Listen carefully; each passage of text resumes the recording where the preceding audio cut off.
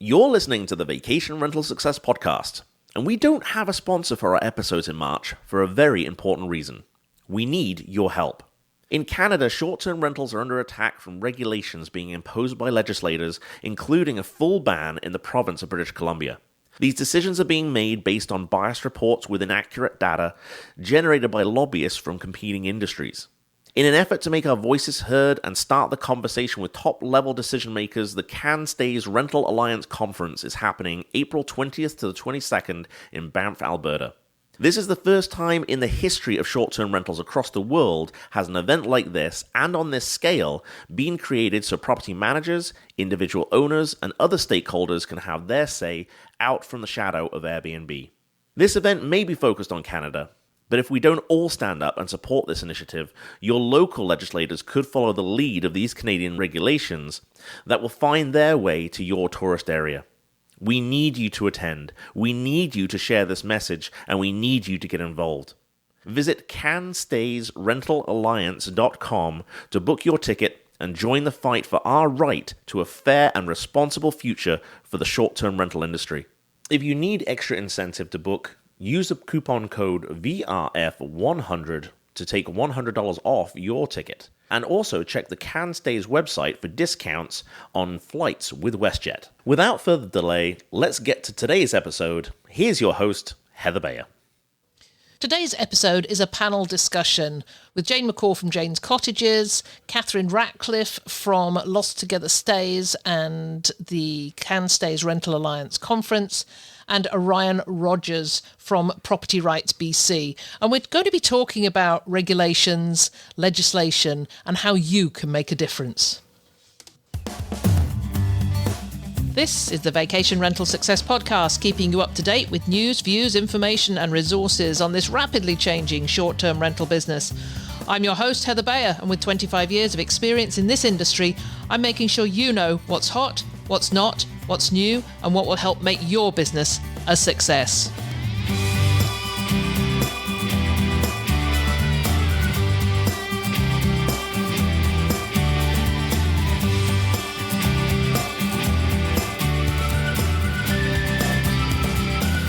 Well, hello and welcome to another episode of the Vacation Rental Success Podcast. This is your host, Heather Bayer, and as ever, I am super delighted to be back with you once again.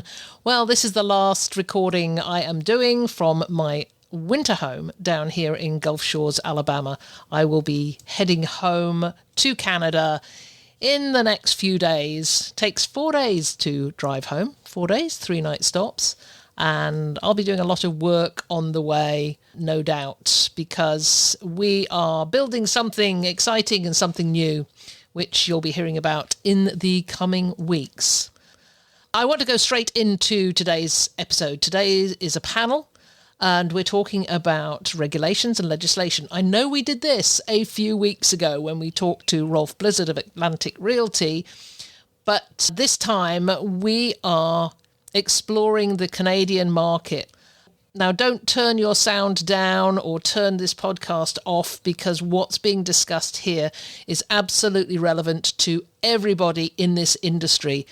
It's simply that the legislation that's come down from the British Columbian province, so provincial legislation, has been so onerous and has provoked so much anxiety amongst property managers and property owners that we wanted to bring together a representative from Property Rights BC, another from an Ontario property management company, and that's Jayne McCaw from Jayne's Cottages, and together with Catherine Ratcliffe, who most people know now. I think Catherine has been to just about every conference. She has talked to just about everybody in the industry by now to tell them about the CanStays Rental Alliance Conference that takes place in Banff in April the 20th to the 22nd. And we'll be bringing together government representatives together with property managers and owners to discuss what is happening in the rental business. And it's a rental business worldwide, not, as I say, not just in Canada. So without further ado, let's go on over to our panel and hear this great discussion on regulations and legislation.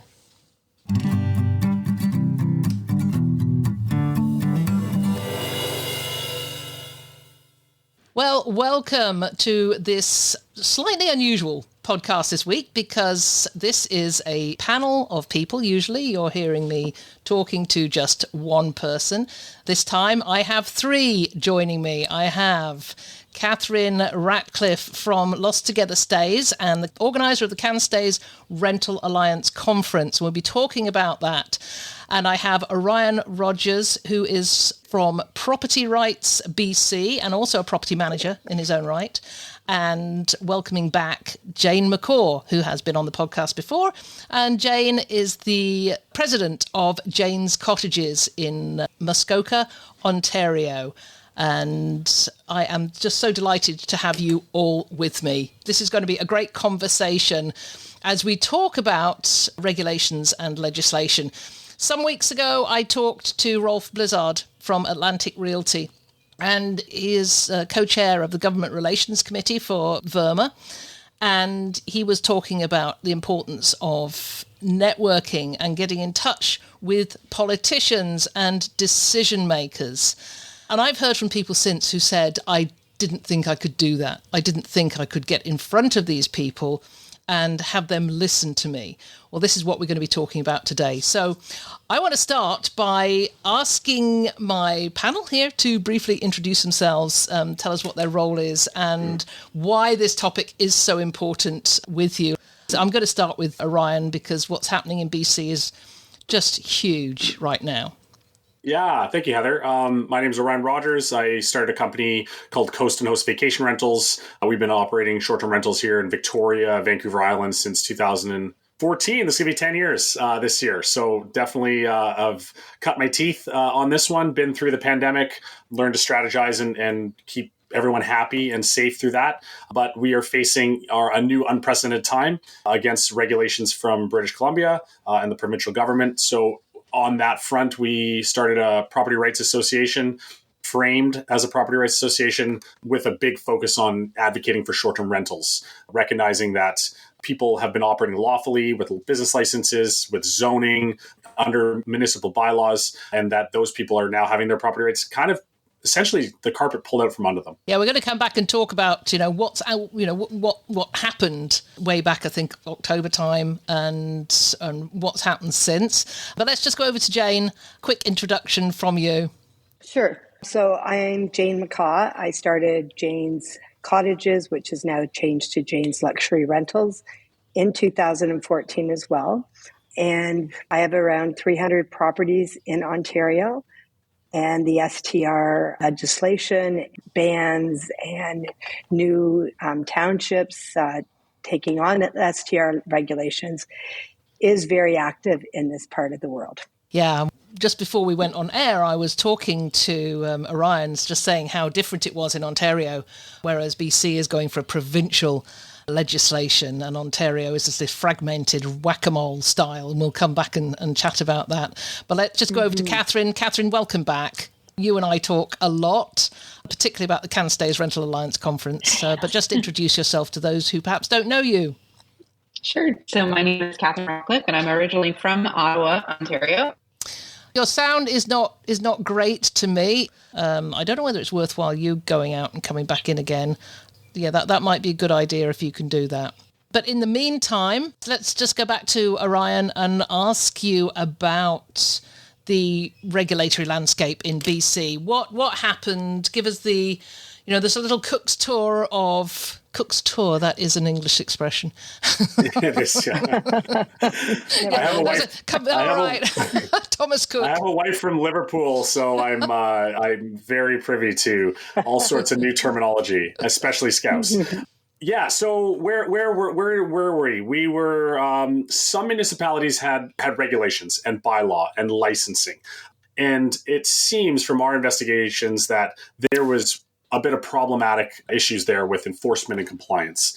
And with that, there was advocacy up to the province from municipal level with support of hotel industry, various tourism boards, with a framing of the housing issue that we're having across the country, right? And that's a political talk that I don't want to get too much down the road on, but we're having issues with housing. Short-term rentals are taking away housing. That's how this has been framed. So the provincial government has come with a suite of new housing initiatives. One of them is short-term rental regulations, which are in some of the municipalities actually what has already been going on, but province-wide have come down very strict, essentially, because many didn't have it. The big one that we talk about is the legal nonconforming rights provision, amending the Local Government Act and removing that provision, protecting properties that had short-term rental business license that have been operating a business regardless of zoning changes or municipal changes over the last 3 to 5 years. And with that, we are losing a significant amount of short-term rental stock. Short-term rentals are being pushed back into the principal residence. So you need to reside in your home, and you could do your basement suite, or you could do some rooms in your house. Can we just go back onto legal non-conforming rights? Because I've read this over and over again, don't quite understand, and I'm sure there are people who are thinking, what does that mean?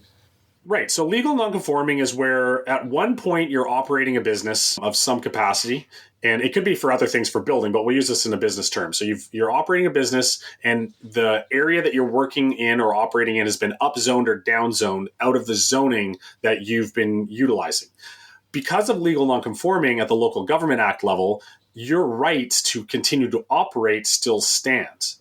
What the provincial government does has amended that for short-term rental purposes, you now no longer have that legal nonconforming status. So your business that you've been doing has to be reverted back into whatever property or business or tangible asset it should be or shouldn't be.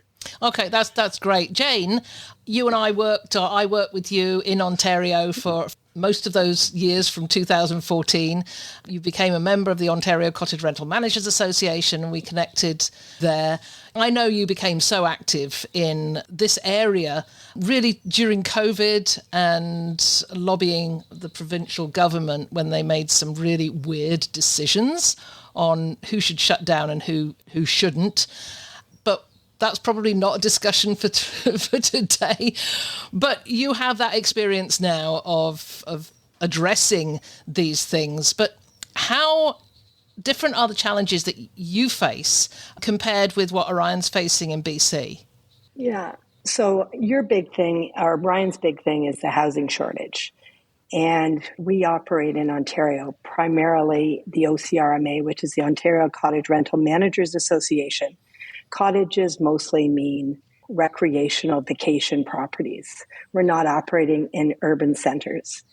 And we've been very successful of late as the Township of Muskoka Lakes is looking at putting in legislation to convince them that with a TICO license, so a travel agency license, and writing a test and making sure we understand that we're protecting the consumer, as well as having a legal trust account, that we are operating in the best behalf of the stakeholders that we're dealing with.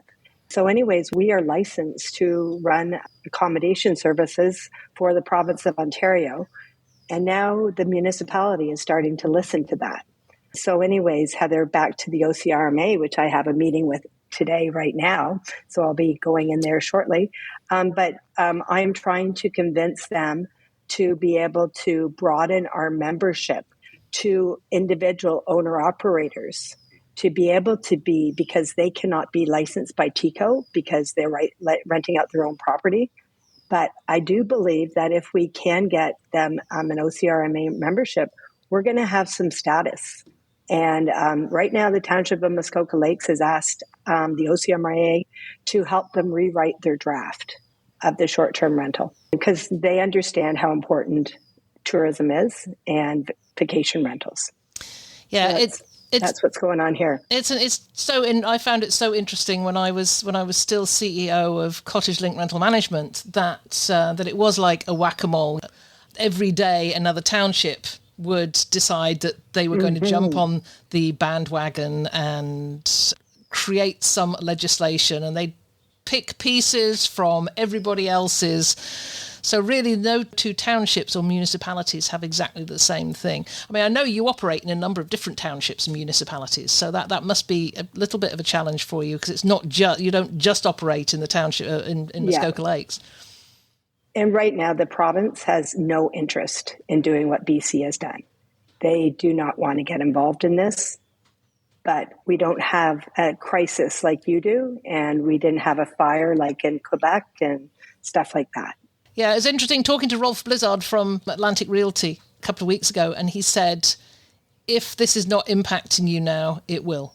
It will impact you at some point in the future. And I think, and I know OCRMA will be looking at that, will be looking at the fact that the province may not be interested now, but with a change of government, perhaps at some point in the future, it may. Catherine, let's just come over to you, because in your work with the CanStays Rental Alliance conference, you've spent a lot of time on what the impact of regulations has on locations, on communities, on their tourism, on the way they carry out their travel and tourism promotions. What have you discovered in terms of how the regulations across the board impact different segments of our rental population, people with diverse needs? I think it's been really interesting to sort of dig into a lot of the access to care issues, particularly, again, being from Ottawa, my mom was a nurse at CHEO, and so they frequently had people driving 10 hours in because their child needed to be admitted to the hospital, and they had something that was going to impact an episode of healthcare where provinces have to provide accommodations or reimburse accommodations for that type of travel. And a lot of times when you're dealing with illnesses where you've got immunosuppression, you're not looking to stay in a hotel because you don't want to interact with individuals that could compromise an already difficult healthcare incident. Then you've got folks that are accessibly challenged, that an ADA accommodation in a hotel is not sufficient to be able to just stay at one of those hotels, and they're trying to travel for work or for healthcare access or to make memories the way the rest of us do on vacations. And so looking at all of the different forms of travel use, we've had insurance displacements, which can often happen in an urban center where, I'm a victim of that. My daughter flooded my entire house running a bath, and we had to move out for a few weeks. And so looking at that trickle-down effect of what happens then if the property insurance has to pay for a hotel accommodation versus a short-term rental. And again, sometimes that's a longer stay, sometimes it's a week or 14 days. So looking at all of those different impacts, I think there's been some gaps in the narrative, because while there is housing shortages, not just in BC, there's housing shortages all over the place. And I think that the cost of acquiring a home is also a challenge for many people. And those are very real problems. I think in many instances, we can be part of the solutions. There's been interesting data around folks that have traveled from short-term rental to short-term rental, but the article says Airbnb to Airbnb because they can't afford to get approved for a mortgage, or they're new Canadians and they haven't had the credit status to be able to get a long-term rental. But they can get the short-term approval from an Airbnb, and they can stay week to week because it's $65 a night in, Winnipeg or wherever they are, and that they can accommodate. So I think there's a lot of items that are different. I don't think there's any two stories that are identical across the country. As I've spoken with people from BC out to the Maritimes and up to the Yukon, I think one of the most interesting stories was from Neighborly North, Ben. On his website, he actually talks about the number of babies that have been born coming through his short-term rentals. And the first time I read that, I did a double take. So I thought, wait, what? Does he have a short-term birthing center? But it was because of that access to healthcare. And those are very uniquely positioned discussions that need to take place when you're talking about either a provincial-wide ban, the way BC is looking at, and then also on the federal level when we're talking about some of these budget adjustments that they're looking at relative to the GST and other deductions, and understanding this is an attack on one specific industry. If you look at what Orion's talking about regarding the legal use of your property, that can easily turn into somebody who's a CPA working out of a home, or who's a licensed daycare, those types of things. There are other industries that can work out of a home. And so I think it's important to open that discussion and maybe not always look at it from the lens of just a short-term rental, because these regulations, they set a precedent for other types of industries. Yeah, exactly. You have Lorraine Woodward speaking at the CanStays Rental Alliance conference. Do you want to just tell us who Lorraine is and what she'll be talking about? Yes. Yeah, we're very excited. So Lorraine will be coming virtually because of the accessible challenges, the challenges in accessible accommodations. And we're working very closely with the hotel to see about the other individuals that are anxious to attend as well, that are coming in from the ALS Association and Muscular Dystrophy, because these are all Canadians that are looking for representation, that are hoping to travel and to be able to have the same rights and freedoms that the rest of us do. Lorraine's platform, Becoming Rentable, is an amazing opportunity for people to destigmatize what they believe accessible accommodations are. Having had a mother-in-law who had ALS and a mother who was in a wheelchair, these are hugely impactful topics to be able to understand when you're looking at what an accessible accommodation means to somebody who's traveling with a child with autism versus somebody who needs a Hoyer lift to be able to use the restroom and that sort of thing. These are real challenges for people who want to be able to work, looking at the reduction in healthcare spend if we're able to safely discharge to a short-term rental that is nearby a hospital facility. So Lorraine has pulled amazing data and statistics, and if there's somebody who's really going to open the eyes of the attendees, it's going to be Lorraine. I'm so grateful for her support and help with this. She's a very dynamic lady, and I'll make sure I did interview Lorraine on the podcast a while back, and I'll make sure that we have that in the show notes for anybody who wants to listen to a bit more about what Lorraine is saying. I want to talk now about taking action, because following my conversation with Rolf Blizzard, I began to really think about how people take action. And I know, Jayne, in Ontario, there's all sorts of small associations being set up. There's the Tiny Township Association. There was, of course, the Oro-Medonte Association, and then the Georgian Bay. How are you and these groups actually taking action and engaging with stakeholders? Because I've seen on some Facebook groups just a lot of people making complaints and not a huge amount about what people are doing. Yeah, I think what Tyler's doing in BC and doing it some sort of provincial group, it just is so much work, right? We're all busy doing our own things. And there are these neighborhood rights associations that are very, very questionable. And for instance, I'm quite close to the Oro-Medonte situation, where they have fake names and email addresses and stuff like that to put together a petition that hundreds and hundreds of people that sign, and it's not true. Can I just come back to that? Yeah, the fake names were for people who were opposing regulations. Yes, who did not want rentals. Yeah, exactly. As we all know, we're all doing our best in the industry. We're all great owners and operators, and realize to have a sustainable business, you have to work with all your stakeholders. And so anyways, all of the owners are great owners that we have, and they don't have the time or the interest really in getting super involved.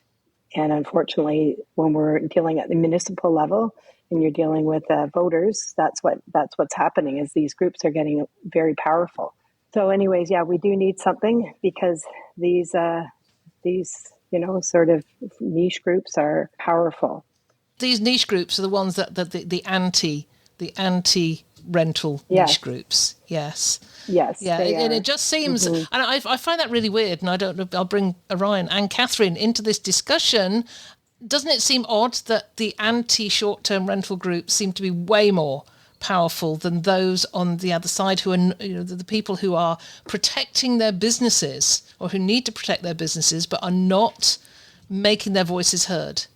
I can take a stab into that one. Yeah. I mean, we've seen this firsthand. We had our legislation announced on the 16th. We quickly mobilized as managers, and had meetings, a big meeting on the 19th of October. And, because of our influence in individual owners and stakeholders, we were bringing, 300-400 short-term rental owners to the table, essentially, with all of our portfolios. And so out of that managers meeting, we quickly then moved into how can we move information around as fast as possible, and recognizing that so many people just want to be quiet and sit back. They take the ostrich approach. They put their head in the sand. They don't want to be that loud voice that, of course, I've turned into. But we recognized that there were people with active skill sets that did want to be involved in a capacity or had bandwidth. So I think, what's really important is to figure out who are the 3 or 4 people that are happy to kind of be the generals and lead the charge, and then find out who can support it. In terms of the anti-movement, BC is interesting. The anti-movement is really just the people. They haven't really formed themselves as a niche group. They are, the collective that are on Reddit. They're the people that comment on CBC News articles down at the bottom. There are enough voices out there, but they do form a voter base, like you said, of some capacity, and they are the opposition. So how can you structure yourself professionally to come up and have a education and awareness outgoing so they can kind of resemble it? Because you can knock them off their horse and get them to realize that depending on what municipality or where you're in, short-term rentals actually aren't that bad. Like Kevin was saying, they're actually doing good for the community in some respect. I agree with you, Ryan. And I think when I found out about the Kelowna mayor getting involved and trying to exempt Kelowna from the BC requirements because it's a tourist town and he'd rather remain it as a tourist town and exempt it from rentals, I immediately linked out to him on LinkedIn. I reached out to him on LinkedIn and I called his office and left a message. Unfortunately, I didn't hear back, but this is the type of thing that we've got to try to do, is unite in these things. And it would be wonderful if it was easy to do it. And I don't know what your bandwidth is, but it would be really great to be able to have an opposition that is united across the country. Yeah, we recognize that we haven't had the right representation for this industry, right? And we had a rezoning in 2017, 2018 here in Victoria. We created a little Greater Victoria Short-Term Rental Alliance. And as soon as we got a win and we were able to continue, we just kind of fizzled out and everyone went their separate way. And that is the problem with the industry, is that it's a bit disbanded. It's individual property owners, not underneath a unified message. And we hired a lobbying team on October 21st, essentially, to figure out how do we talk to these people. And what did we say? And they said, you need to be all under the same umbrella. So that way one person is speaking up, or 3 people essentially, right? And having that unified message is the only way that government wants to work with you, because they don't want what we used to call the angry mob of short-term rental owners raising their pitchforks. They don't want to hear those emails. They'll listen to a couple of them, but what they really want to do is they want to go, okay, what does this group stand for? What is their mission statement? What is their message? And what's their ask? What are they trying to achieve?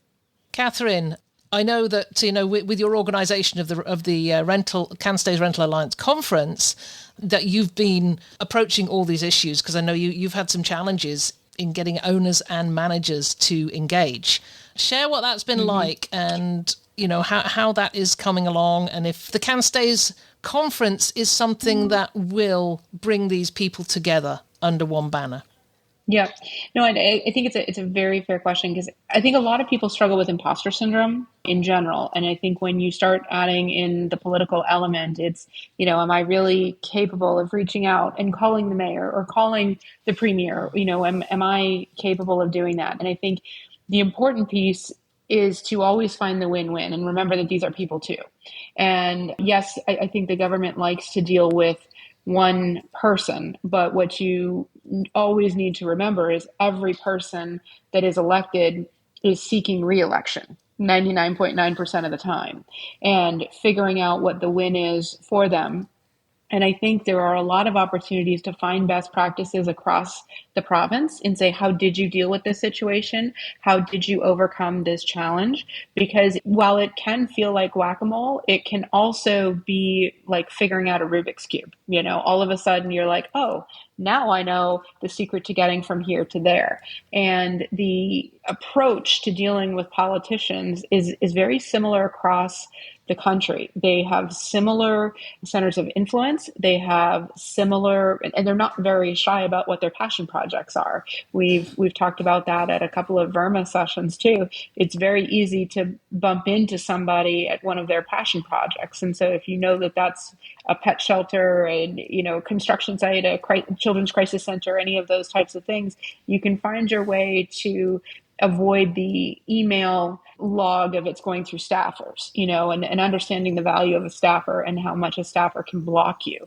And so the goal of pulling the CanStays conference together is to get the property managers from across the country to say, how did you do it? Because there are great success stories. I think Ontario has some amazing opportunity to share with other provinces who think this isn't coming for them, to say, look, start getting organized today with what are your best practices, what does make sense, who will be the leaders and the voice. Because I think when the fire starts and you're trying to figure out how to get organized, you're still operational. You're still in the middle of those turns and all the rest of it. It's difficult to do it after the fact when your back is pressed against the wall. So we really are hoping to have people come in and share their success stories. And as Orion said, there are people that have strengths and that are unsung heroes in certain areas, whether that's social media, whether that's copywriting. You have to be able to tell your story, and you have to be able to do it in a very compelling and brief way with politicians. Their bandwidth is not huge in terms of the amount of information they can take in, and it has to always center back to voter need. How does this impact who votes for them? You made a very good point there, Catherine, when you said you find out what their passion projects are. Rolf Blizzard said, they knock on your doors, go and knock on their door. And exactly. And he also said, turn up at their kids' baseball game, which I thought was a little bit creepy, but I knew where he was coming from, and you just made it a lot more clear where he was coming from on that, is find out what they're highly interested in and just get there and get their attention that way. And I love that. They're not shy about tweeting out where they are and what they're doing, and they always like to be recognized. So you can stroke a politician's ego and have it be a win-win. I think, too, to comment on that, is something that we've recognized is they appreciate two things as professionalism, and they do appreciate persistence because they come from a place of persistence. So if you engage in that, you think of that as your motto, as you're calling them and leaving voicemails, and, you continue with the professional aspect. You don't get angry. You don't, you always close it out. It's just similar to sales, right? You always close out your emails with, let me know what the best day and time that would work for you so you can fit into their schedule, but you keep the pressure on and you stay persistent. You'd be surprised when they do finally reply, and it is for a meeting, right? And not, they don't want any more information. They want the meeting. And now you get a chance to really come in with your next step of the sales pitch, right? Jayne, how did you get through to Muskoka Lakes to actually have that relationship now with them where they're involving you? Well, I just want to go back to this November situation and what's going on in BC and Kelowna and stuff like that. So what we did at the OCRMA, with the help of, don't really want to say this, with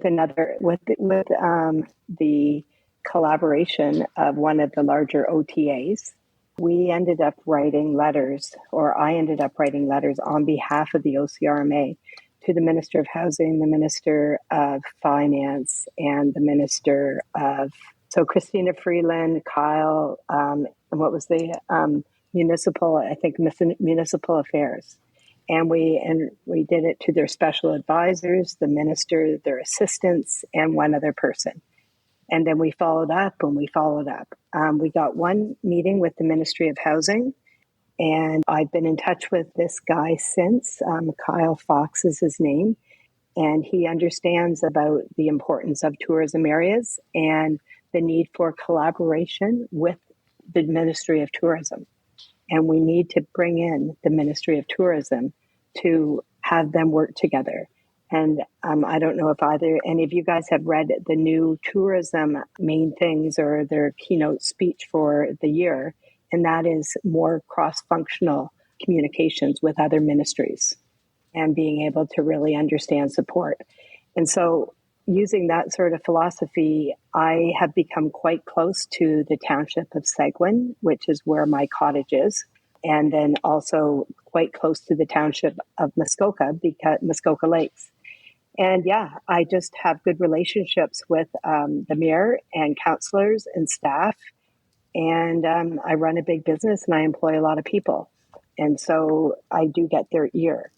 And right now, yeah, we've had some pretty successful sessions. And what I'm doing right now on behalf of the OCMA is trying to redraft the draft legislation to potentially what would fit better to maintain our tourism inventory. Our concern is owners are going to walk if it's getting too onerous, and we're picking on them as being a bad person to rent their property. Where on the other hand, really, thank you very much, because every dollar you spend on a rental, you spend $2 on everything else. And so we're trying to get that message across, and we have got that message across in Muskoka Lakes. That's great. So yeah, it's just... I've been down here in Alabama for 5 months, so really been out of it, and it's really interesting to hear what's been going on since I've been away. And kudos to you for just getting in there. Well, we're redrafting it. Who knows what they're going to accept? Mm-hmm. But yeah, and another thing is we're also going to the past mayor. We have a new mayor here, and we're going to the previous mayor, who was much more supportive. And we're getting his feedback. So again, going to other politicians and stuff like that.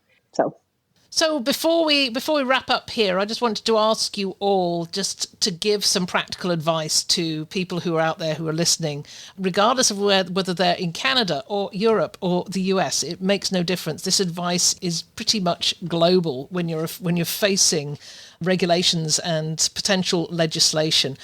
What sort of actions, what practical actions can owners and operators take to become more active in their fight? To go for it. Yeah, go on. Yeah. Yeah, I mean, don't sit back and think that anybody is going to save your butt at all. I'm not the biggest operator. I have 30 properties, 30 individual clients, but I feel passionate enough about it because I've built a big livelihood around it.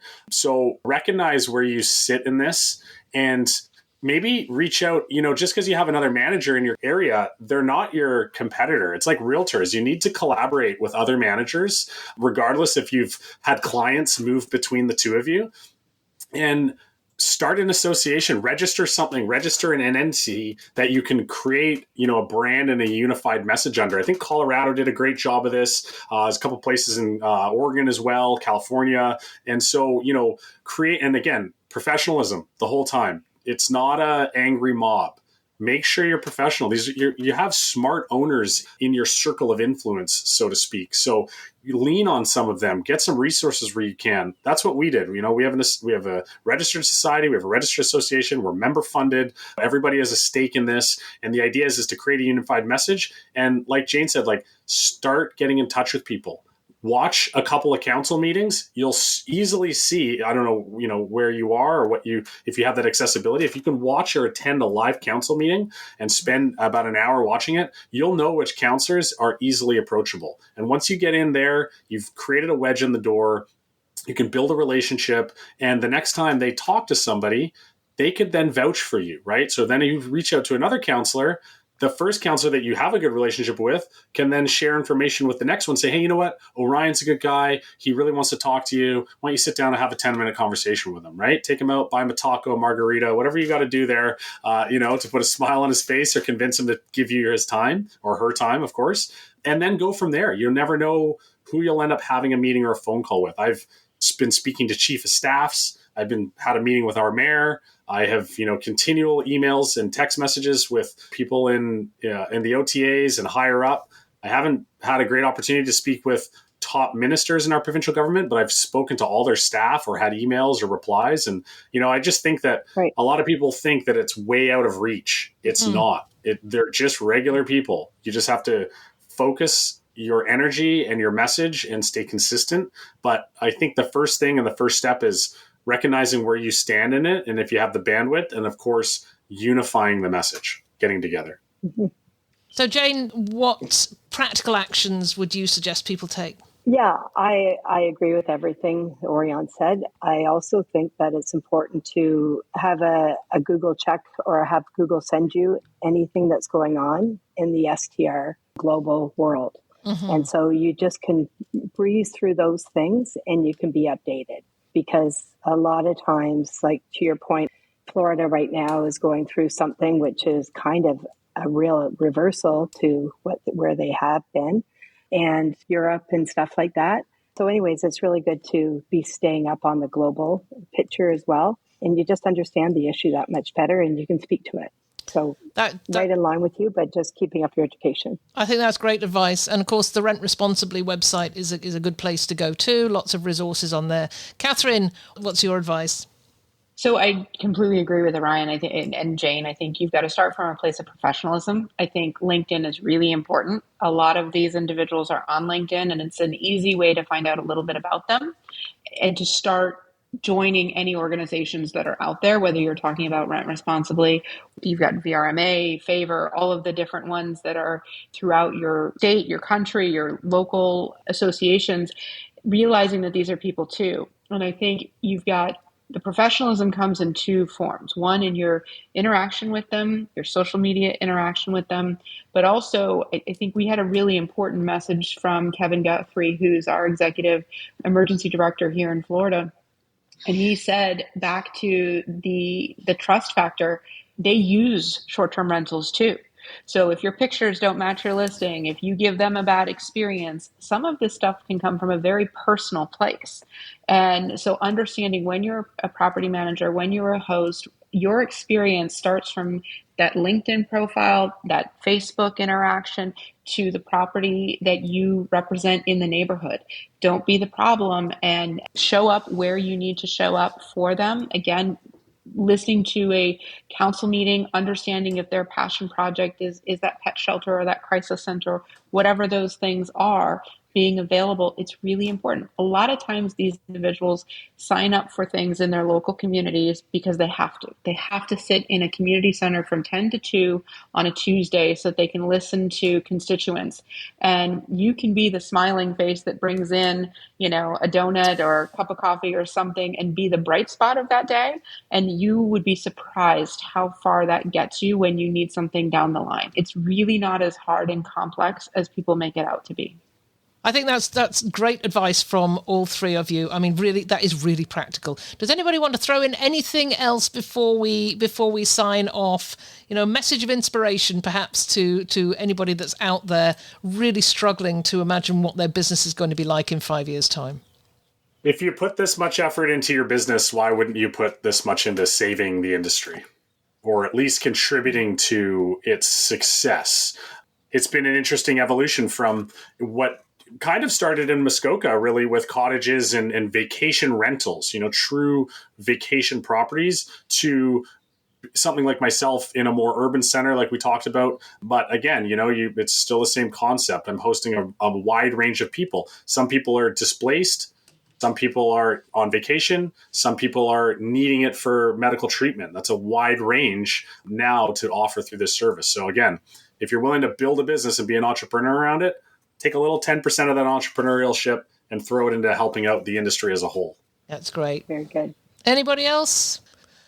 That was a great conversation. I'm really touched that you all decided to join us today to give your opinions, your advice, your help, your recommendations. I wanted to just leave the last word to Catherine, just to tell us about the CanStays Rental Alliance conference. Yep. So the conference is going to be in Banff, April 20th to the 22nd, and it's going to have property managers, operators, owners, industry partners from across the country, as well as folks that have flown in. I think the award goes to Bart Sobeys for flying in from Australia, the furthest person coming in. And It's an opportunity to really talk about Canadian content and understanding, yes, the regulatory component, but how to be successful in Canada, looking at the other options. As Orion mentioned, there's a very different opportunity in Canada for how we can market properties and market our businesses and handle our guests from a safety perspective, Canadian safety standards, language regulations, all of that, and environmental opportunities too. This is our opportunity to really put our story out there for everybody to learn about. There is no big lobbying arm the way there is for the hotel industry.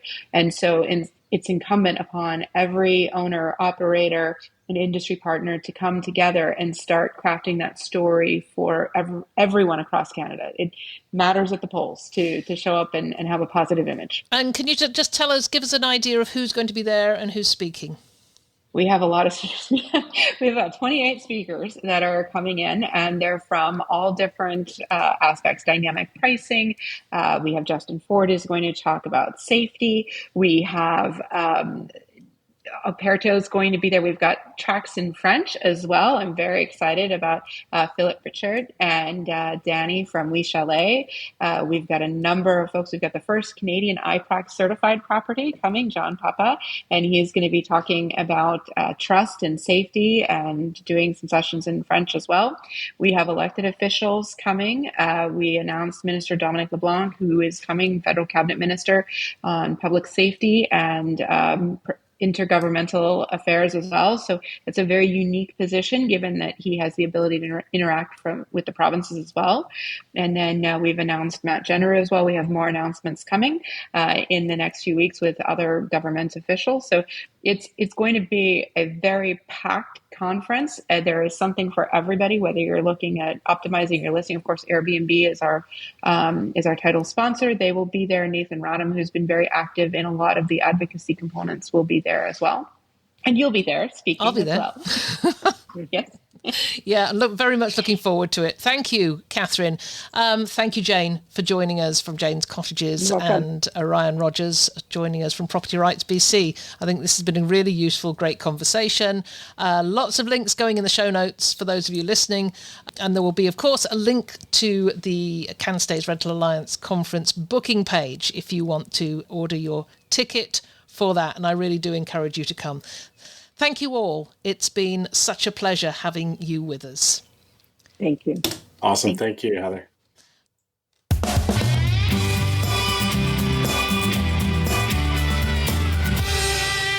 Well, thank you to all our panelists there. That really was a great discussion. And, regardless of where you are in the world, this discussion is relevant to you. If regulations haven't come to you yet, they are on the way.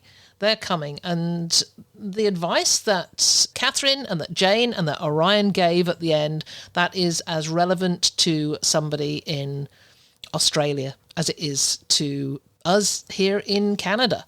This is so important that you take those initial steps, you take those actions to get involved and become part of the action.